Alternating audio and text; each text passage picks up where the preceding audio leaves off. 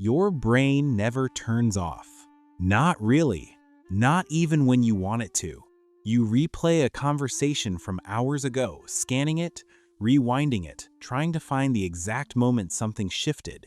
You overanalyze a text message that has 3 words in it. You lie awake at 2 a.m. not because you're worried about something specific, but because your mind found a thread and just kept pulling. And here's what's strange. You're not anxious about big things. Sometimes it's a comment someone made at lunch, a tone of voice, a pause that lasted a second too long. Something in you catches it, files it, runs it back on loop. This looks like a problem, but it's actually something much older than that. Overthinking isn't a weakness. It's a pattern your brain learned, and it learned it for a reason. If you think too much, you already know how exhausting it is. You don't need anyone to tell you. You feel it in your body, the tension behind your eyes, the way you can never fully relax, even when everything is technically fine, even when nothing is wrong, especially then. But here's what nobody tells you about people like you. Your brain is not broken. It is not malfunctioning. It is doing exactly what it was trained to do. Your mind learned, somewhere along the way, that thinking was how you stayed safe. That if you thought hard enough, fast enough, far enough ahead, you could prevent pain. You could see trouble coming. You could be ready.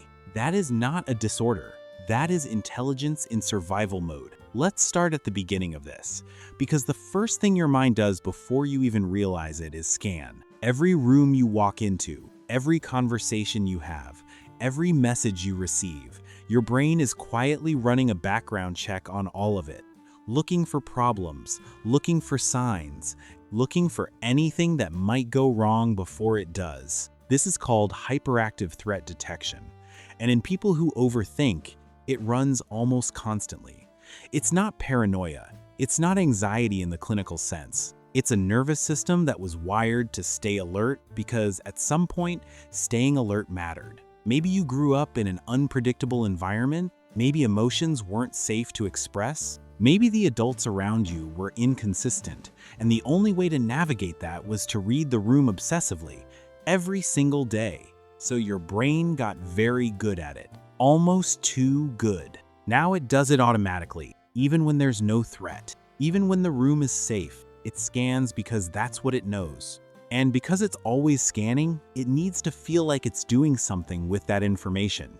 This is where the illusion of control comes in. When you think through every possible outcome of a situation, something in you settles just slightly, because thinking feels like action. It feels like preparation. It feels like you're doing something instead of just waiting for things to happen to you. Control feels like safety. And for someone whose nervous system learned to stay on guard, that feeling is everything. So you think, and you think, and you think some more. Not because you enjoy it, but because stopping feels dangerous. Like letting your guard down. Like something might happen in the space where the thoughts used to be.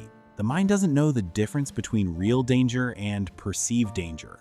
It just knows that thinking feels safer than not thinking. But here's the part nobody tells you, and this is where it gets interesting. The thinking doesn't actually solve anything. You already know this. You've thought through the same scenario 17 times and it still doesn't feel resolved. You've mentally rehearsed the conversation, rewritten it, changed the ending, and you still wake up at 3 a.m. running it again. That's because overthinking isn't problem solving. It's rumination, and rumination is a loop, not a line. Your brain picks up a thought, processes it, and then, instead of filing it away, hands it back to itself again and again. The thought keeps circulating because your nervous system never gets the signal that the problem is actually solved. So it keeps trying. It keeps running the calculation, looking for a resolution that thinking alone can never actually deliver. You're trying to solve something that can't be solved by thinking. And underneath all of that thinking, there's something you're not quite reaching, something you're orbiting but not landing on. A feeling that's been sitting there, waiting, while your mind stays busy with everything else? Because thinking is easier than feeling. That's the quiet truth of it. Feelings are unpredictable. They're overwhelming. They don't follow logic and they don't respond to analysis. But thoughts? Thoughts can be organized, examined, controlled. If you stay in your head, you stay in the part of yourself that feels manageable.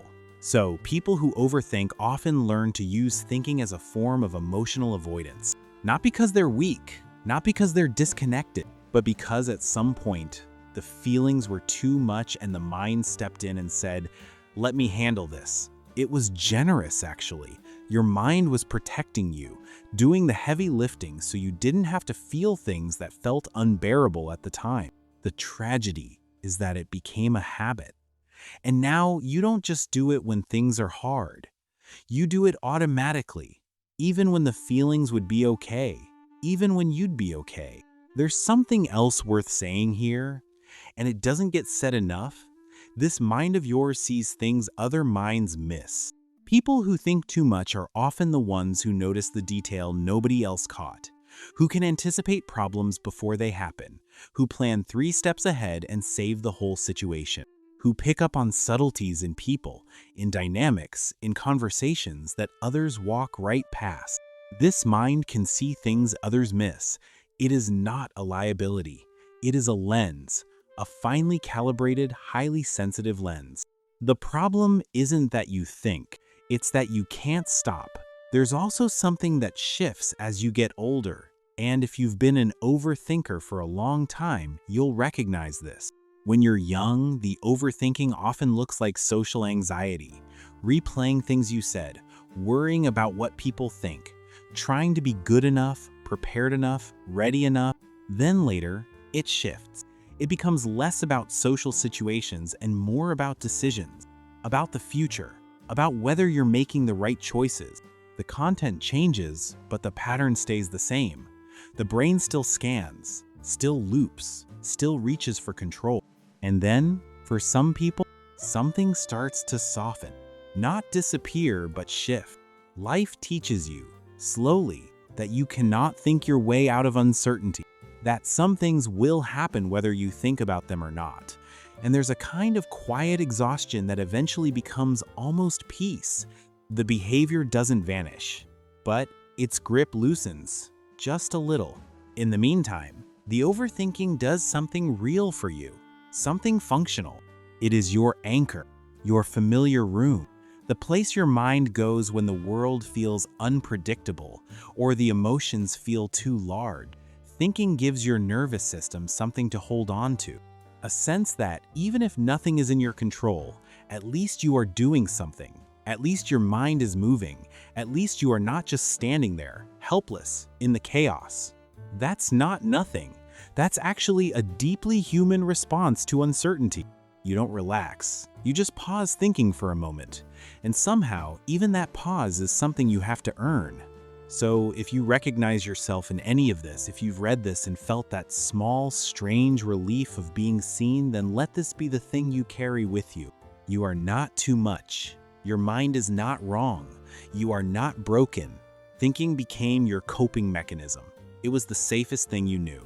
And it has served you, even when it has also exhausted you. You don't need to think more.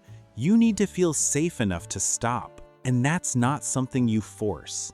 It's not something you decide. It is something that happens slowly, gently, as you begin to understand that the threat your brain is always scanning for is one it learned long before it knew any better. Your mind isn't broken. It's just tired, and it has been working very, very hard for a very long time.